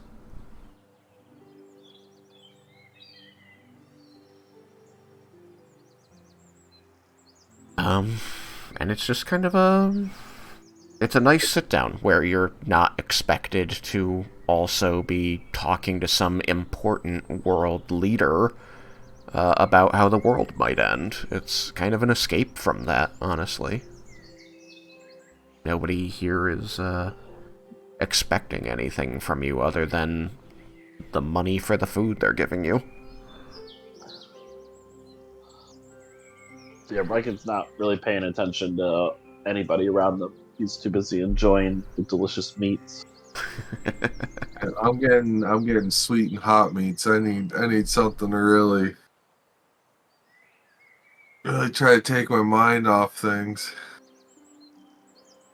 I encourage you to, if you've got anything that you feel your character would say to the other characters at a time like this, to explore those conversations. I certainly open up the floor to that kind of thing. Why do I want to talk to these guys? I mean, maybe you don't. I'm not here to tell you what to do. We can't currently talk about this. We won't really want to openly talk about what we're doing, though. You don't have to. Like I said, this is a setting to kind of, that kind of is taking you out of that. So you could talk about anything. I But would openly say, darn it, too bad Laromendis wasn't here to give telepathic bond to talk privately. I mean, we've had all those talks. The plan for everything coming up is pretty well understood. This is a moment of downtime, of not needing to stress about the plan. yeah. I mean, you could just as a thought, like, you might just remark on the fighting styles or magic. Like, if that's something that interests your character, you would say, "Oh, you know, I noticed that you've been, you know, improving your hand-to-hand, or you seem more light on your feet lately." And like, that's generic, and like, that's not dangerous to talk about people, the way that people fight or the way they deal with, like, you say, "Oh, you seem to be coming out of your shell lately, Jubble." I'm not that you would, but I'm just saying, like, these are all safe conversation that it wouldn't matter if somebody overheard you. But again, there's a din here, and most people that are eating are conversing, so they're not really paying attention to you. There's not a lot of risk of saying something that gets heard by the wrong person here. It's safe-ish. It's safe enough. But yeah, it's a moment to just be people. If you want. I'm only encouraging, not requiring.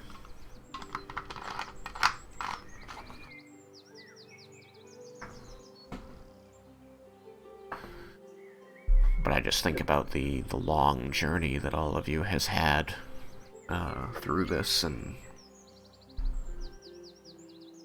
how it's brought some of you closer, and, you know, you guys rely on each other a lot. I don't know if you've got anything to say about it. We've gotten some hugs between, like, Raiken and Vendar. Those are meaningful.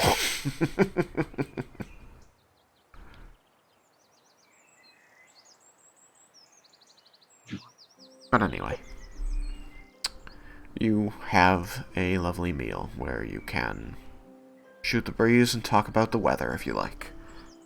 You spend an hour or so eating. So, like I say, you've been in the city for about 6 hours. You are free to leave and go back to Shirkawa if you want, or you can find other things to entertain yourselves. Temple of Ione. Temple of Ione. I love it.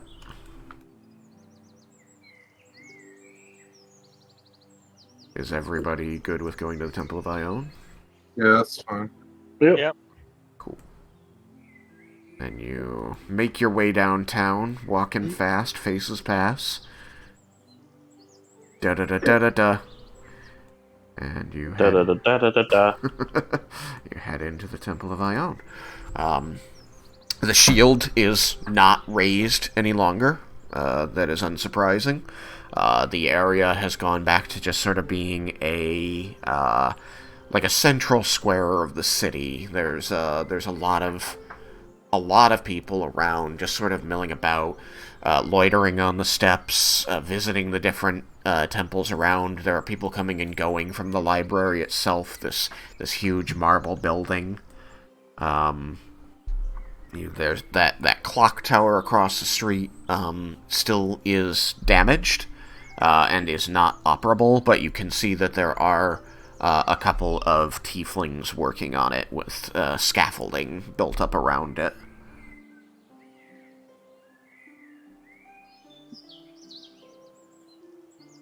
Poor clock tower. Took a bad hit with acid on the east side.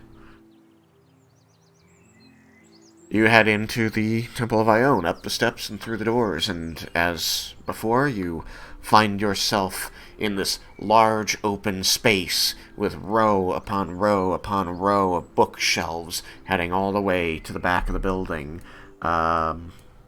There is the large rotunda that rises over the north end of the building, this domed interior of the building that is this mosaic, this tiled mosaic on the interior of it that depicts the feminine figure of the goddess of knowledge as light pours from her hands, falling down upon figures that seem to represent the mortal races. This light being a clear metaphor for knowledge. You can see the clergy of Ione, the acolytes and clerics that are moving around, helping people to find the books that they're looking for, reshelving books, doing their own reading and study. What would you like to do, Jebel? I'm looking for information on something. Okay. You can easily flag down a cleric of Ione. If you want, you can even flag down the half-orc that you know. This is interesting. Oh, fancy. Who was Shara.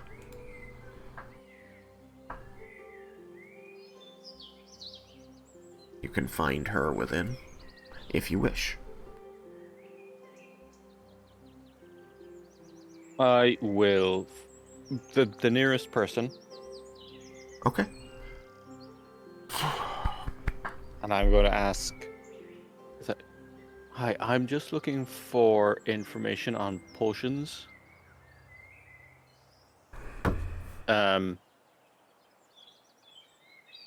Maybe a list of historical potions and their effects.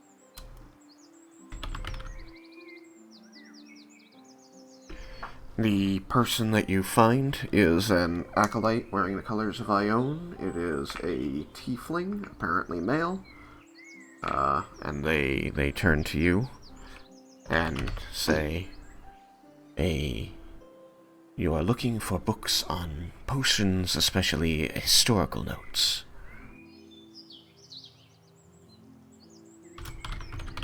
Yes, we have a section on alchemy, potions, magical concoctions. I can take you to it.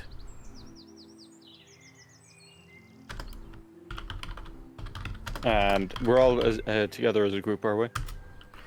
Until somebody breaks off, yes. I am going to turn to Vendar and say, I could probably need your help. Okay. What are you looking for? I want to find out what that potion does. The bottled night? Yes. I am so curious. I am as well. We did give it to the Temple in Ione. Where was that in? Was that in? Overwatch? Yeah, I believe it was in Overwatch. God, I forgot about that. I forgot about Laromendis' joy at getting rid of it, and then the horror at realizing it was going to be able to be replicated. Let's see if we can find anything. I would sure love to be able to make it. Figure out what it does. I don't know what it does, but I want to make some. Given the horror on Laromendis' face, that just makes me excited about it. Out of character, I do really want Vendar to make it and use it. Oh, goodness.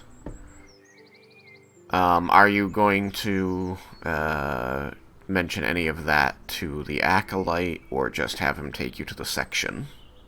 I am going to just say it's a potion that we found in the Feywild. It's called, and I will like turn to Vendar for help remembering the name. It's called Bottled Night. Bottle Night, and well, we found out we're not entirely certain what it does. We did give a sample to the Temple of Ione in Overwatch. So perhaps they have found something at this time, though I'm not sure if they would have been able to disseminate it already if they even if they had. Still, we would like to figure out what it does.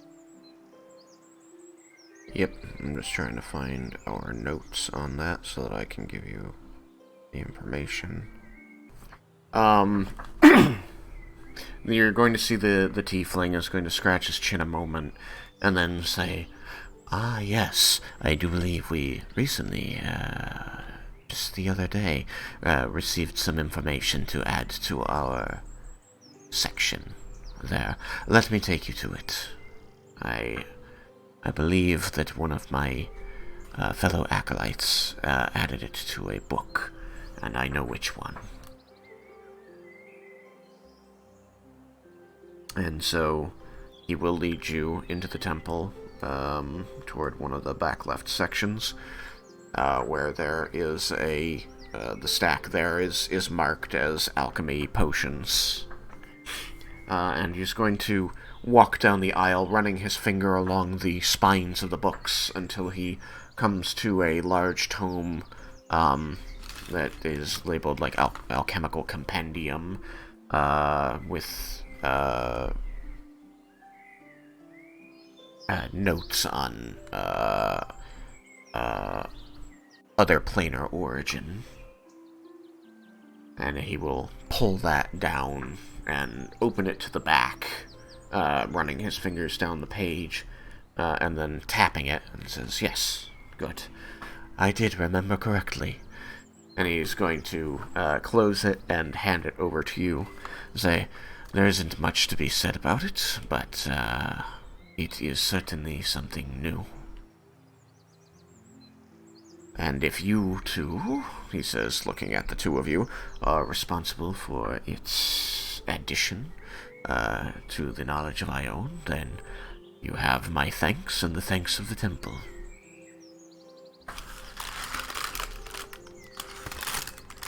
Has he shown us the entry, or is he... He's handed you the book so that you can look at it on your own time, and he can get back to his job. Oh, I'm opening it. Okay.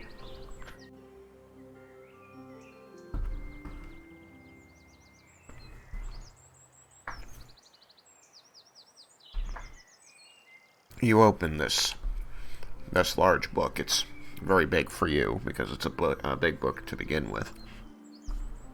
Heavy, filled with a lot of pages.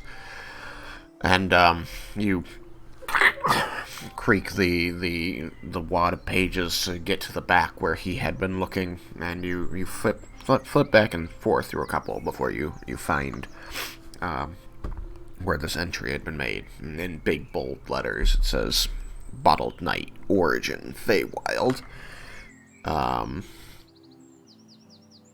Below that it lists it says ingredients, and it lists a couple of things. You see several lines dedicated to text here, and you see that it's got about 5 5 different physical ingredients listed there. A couple of flowers, it says like a draft of water from a moon-stilled pool. And then there are a bunch of lines that just say unidentified, or unidentifiable, or unidentified at this time. So you can see that they're still trying to exactly work out what the creation methodology and what the ingredients are. But you can see that a good deal of work has been done. And then below that is the description of the... it calls it a tincture. It calls it a black tincture that is impenetrable by light, but appears to have starlight suspended within.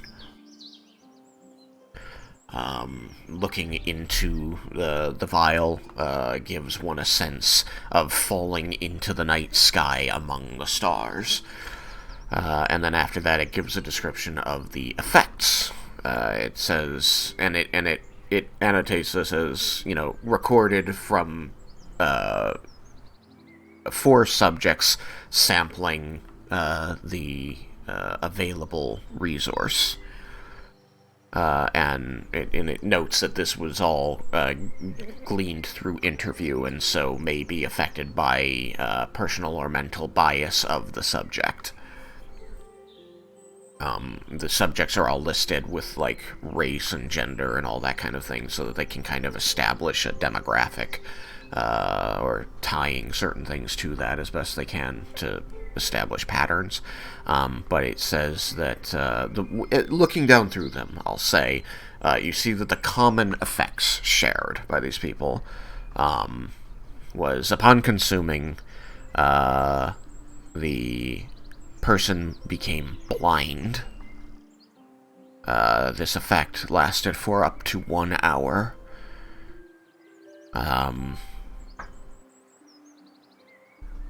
They say,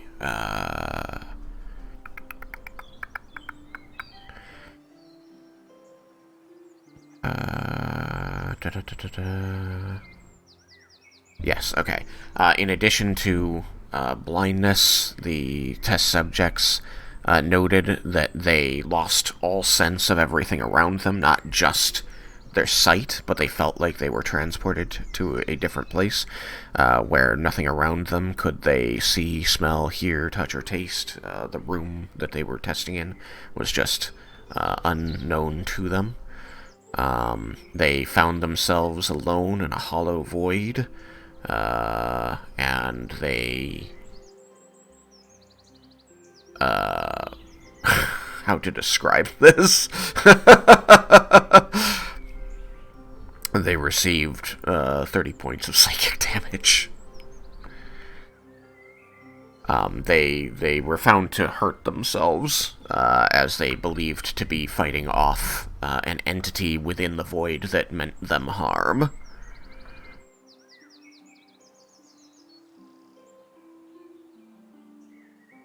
Other than hurting themselves, the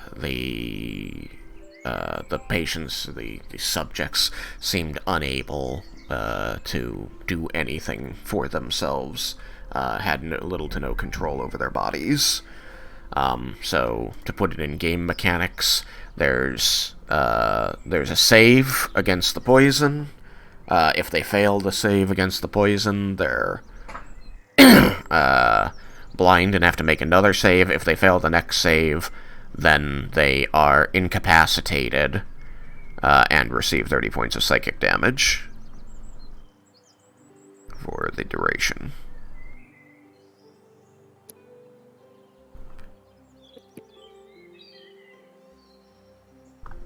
I'll read this out loud to Vendar, and then say, I'm glad I didn't try it. Yeah, probably a good thing. It Too bad they certainly, don't know how to make more of it yet. it certainly sounds terrifying.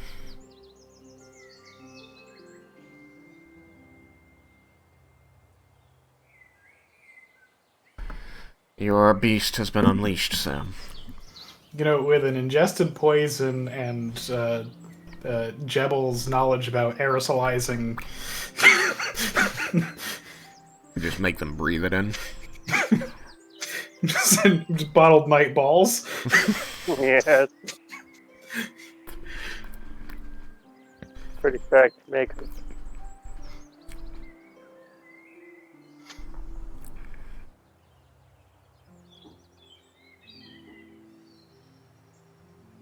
Do people still get drunk if they vape alcohol?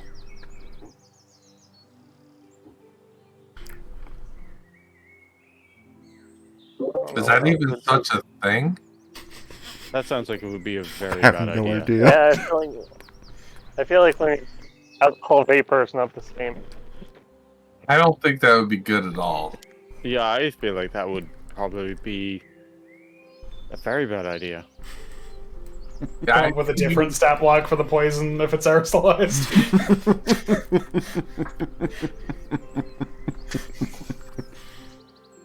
It really has nothing to do with anything. It's just No, it just does like awful. it just burning damage to their lungs. Yeah, I feel it would not get you drunk and it would just be painful. Mm-hmm. Possibly. That's true, because this poison is also alcoholic. It was made in a still.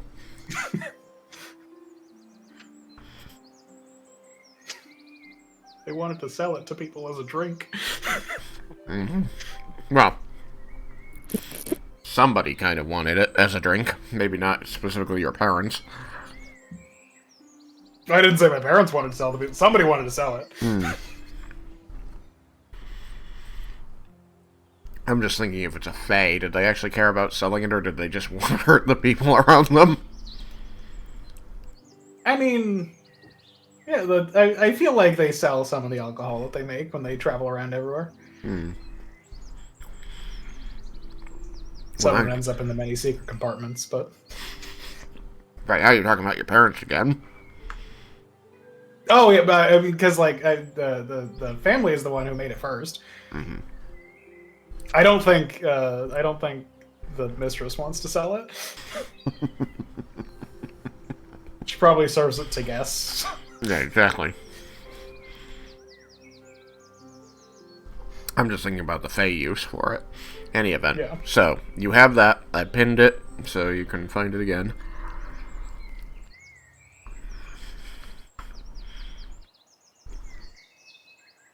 That is, what it does. But what you can tell from this entry is that it is incredibly difficult to make and seems to require a lot of things that can only be found in the Feywild in order to make it.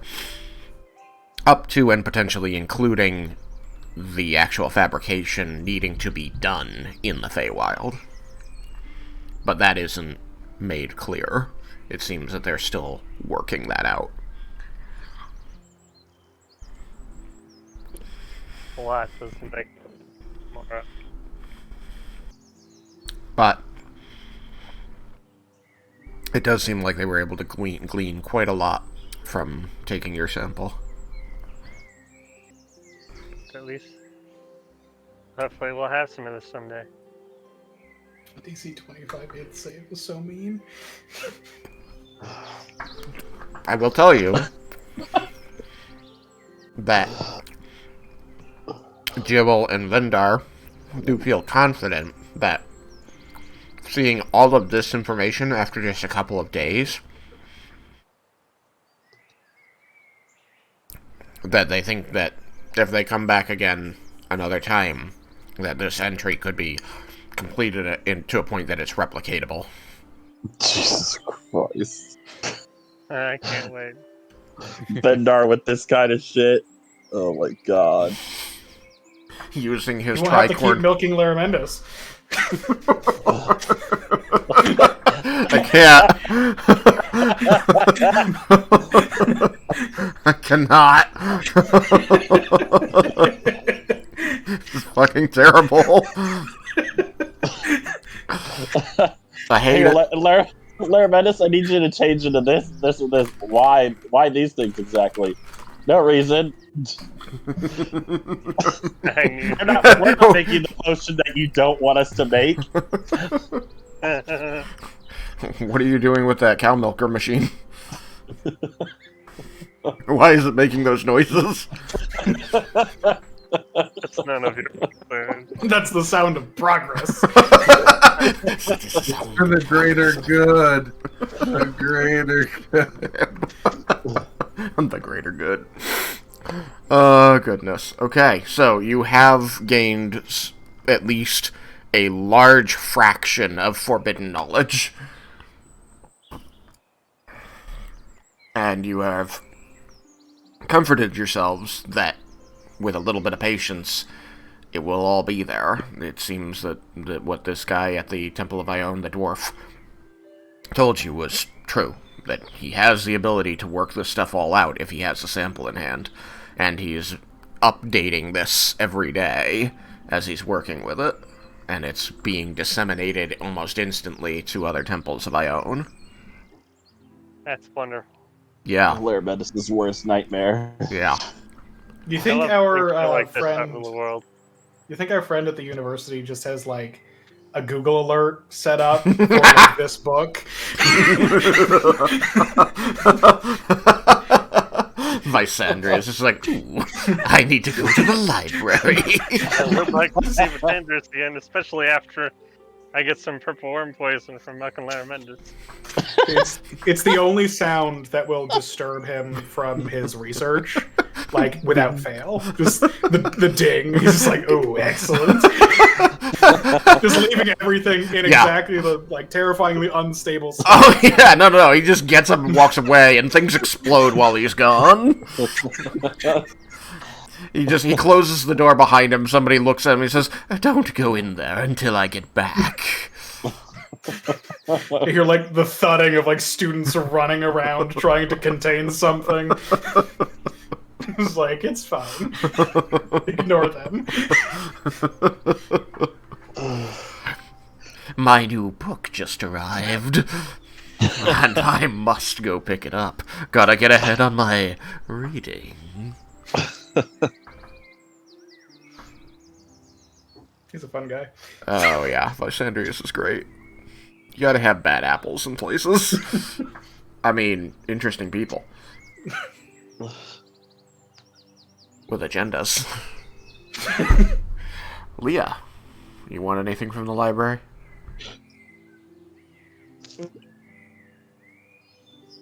Nothing that comes to mind. Okay. Well, your friends seem very excited about this horrifying poison. It sounds horrifying. Yeah, I'm not interested in it, I know that. Alright. Well, you are welcome to continue doing stuff in Tuka. At this point, you're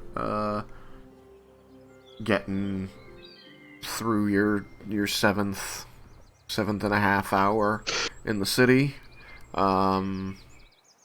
You can return. You can kind of do anything. You know what the cost of teleportation is. It's about 150 gold. And they'll teleport you wherevs.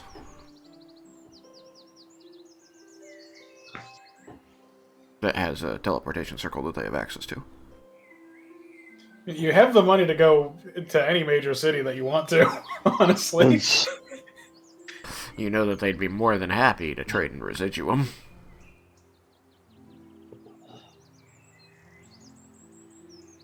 Wish I could get rid of that. A world tour. I'm good at the moment, personally. Okay.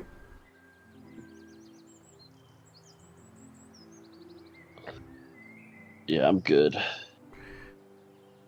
I can't think of anything else here. So. That's fine. You guys did a lot. You had a lovely dinner. You got the Scale of Shasharin.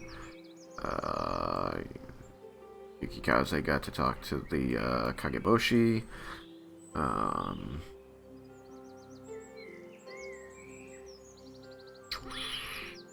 And you gained forbidden knowledge about Fey drugs. The best kind of drugs? Never trust the Fey drugs. Like, if taking a drug doesn't make your roll in the Wild Magic Surge table, what's the point of the drug? Yes. Alright. We will say then that you're headed back to the Mages Guild here in Tuka so that you can return to Shirkawa. You've spent roughly 9 hours in the city. But being that we have about 12 minutes left of game time, I will call it there rather than having you come up with more stuff to do, and leaving you just before leaving Tuka will allow you to, like, change that decision when we start up next time. If you suddenly go, oh, you know, there is something I want to do here, you won't have left quite yet, and you'll be able to do it.